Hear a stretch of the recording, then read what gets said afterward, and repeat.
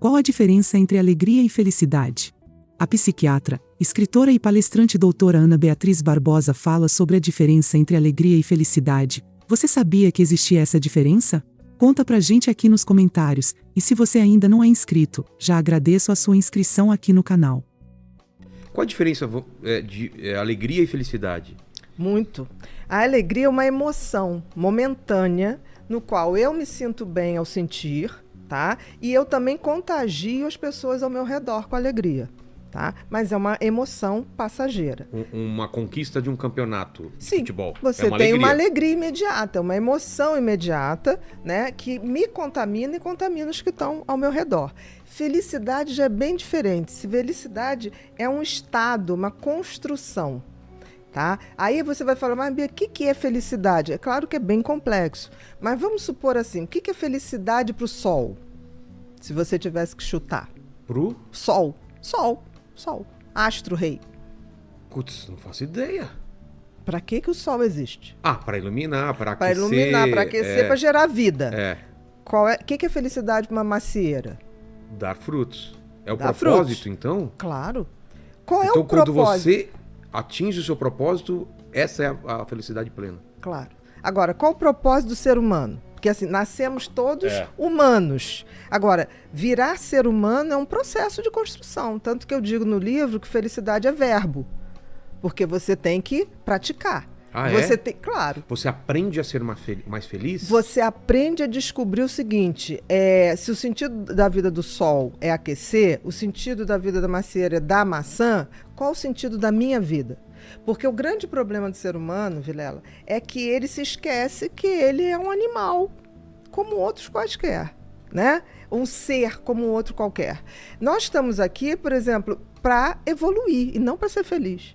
Então, no momento que eu coloco assim, qual é a minha missão? E eu trilho o caminho para chegar nessa missão, eu estou sendo feliz. Eu estou no caminho da felicidade. Eu estou gerando o que a natureza espera de mim. A natureza espera de mim. Tanto que as coisas inúteis acabam com o tempo. A natureza não suporta inutilidade. Por exemplo? Por exemplo, as coisas que são concretas e verdadeiramente feitas de boa intenção, elas quase são eternas.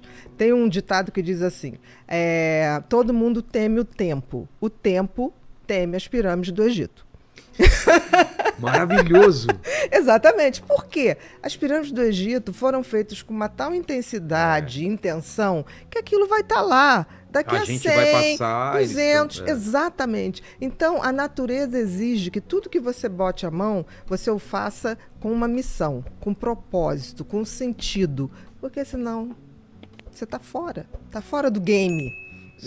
Vendo aí o seu livro, está fora do game. O game da vida tem que ser um game de compartilhar, tem que ser um game de buscar o meu sentido e propósito. Aí você vai falar, tá, Bia, mas como é que eu sei? Porque o sentido tem a ver com o que lhe foi dado. Existe apesar de nós sermos animais como os outros, mas para a gente foi dado uma coisa chamada livre-arbítrio. E a capacidade de refletir e de pensar. Melhor presente e o maior problema. O maior castigo. Maior porque castigo. Se você não sabe usar. Exato. Porque todos os outros, por exemplo, o sol ele não pode escolher. Não. Você já pensou se o sol levantar? Eu já não estou a fim de aquecer vocês. Não. Um cachorro ele não pode não ser o cachorro. O instinto de cachorro. Exatamente. Como tudo ao redor. Mas com a gente é diferente. É verdade. Isso é a grande diferença. A gente pode escolher. A gente pode escolher. Mas o que acontece? A gente esqueceu que a gente tem esse sentido e propósito. Porque o sentido tem a ver com o que a natureza te deu para que você saiba para onde você vai caminhar. Então, o sentido tem a ver com os talentos e dons que a gente ganha. Tem a ver com aquela parábola que tem na Bíblia dos talentos, lembra? Tem a ver. Dá o mesmo número de talentos para 3 pessoas, se eu não me engano, não é isso, Lene? É isso. Aí um enterra, outro faz render um pouco e o outro multiplica. Exatamente. E ele dá bronca no cara que enterrou. Claro. E pro outro ele dá mais talentos porque o cara multiplicou. Ele não foi inútil em nenhum momento, porque não basta o meu sentido de vida. Eu pegar o meu propósito, enterrar e falar, tá aqui guardadinho. É aquilo que a gente tá falando, se você tem esse conhecimento e você não colocou isso pra fora, esquece. Talvez você não seria feliz. A natureza te corta. Você não teria encontrado sua felicidade. A natureza te corta. Corta então, em que assim, sentido? De Fisicamente e emocionalmente? Em todos os sentidos. O que não dá frutos, de alguma maneira, aquilo vai se perdendo. Não tem como. É uma regra da natureza. Você está aqui para servir. Por exemplo, a água não bebe a água. A macieira não come a maçã.